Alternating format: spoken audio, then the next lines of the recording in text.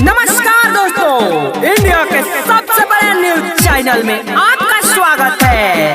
Corona से दूरी बना के रखिए और खासकर हमारे नौजवान भाइयों से कहेंगे कि अपनी गर्लफ्रेंड से महाराजगंज रखिए और हाँ, सैनिटाइजर का उपयोग करते रहिए।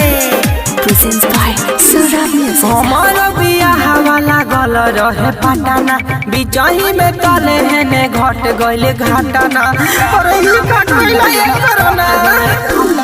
हमारा बियाह वाला गल रहे पटाना, बिचाही में कले है ने घट गइले घाटाना। बड़ा मुश्किल से क्रिस गर्ल के शादी लगल, टाइम से ना खाना वा घोटात बड़ुए, लागता कि मर जाइबो हमरा रुए। अरे बाबू कटल बिया हमर धाधाइल छुटा गइल रे,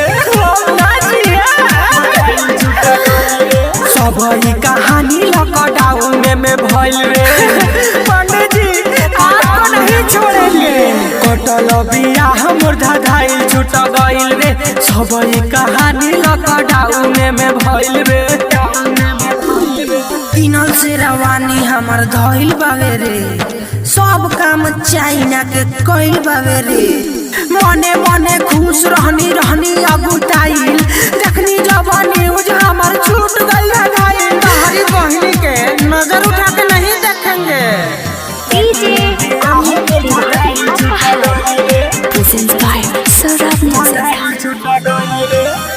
ऐसा ना भइल हम ना रहनी कवनो रखे, अब मरब के चूर छोड़ के।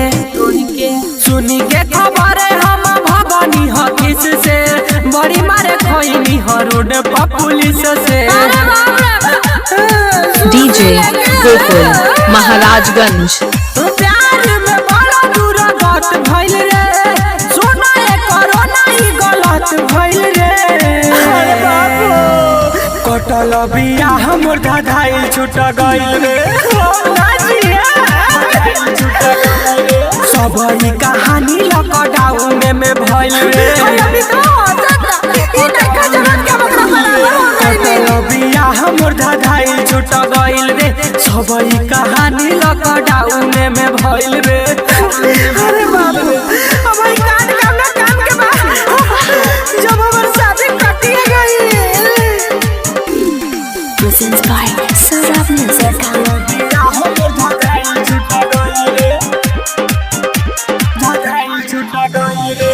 रोई मनवा हमारे औरी दहिया गली, कृष्ण जय के काम न चली।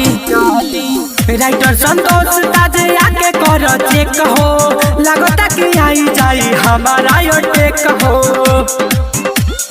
12 दिन शादी के टाइम हमारा है, लागल कोरोना के हवाया के बहे।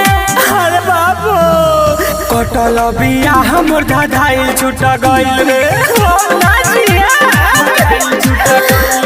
सब ई डीजे गोकुल महाराजगंज। कटल बिया हमर धाधाइल छुटा गइल रे, सब ई कहानी लॉकडाउन में भइल रे। भले हम शादी ना करे, बाकी ये कोरोना के 9112569177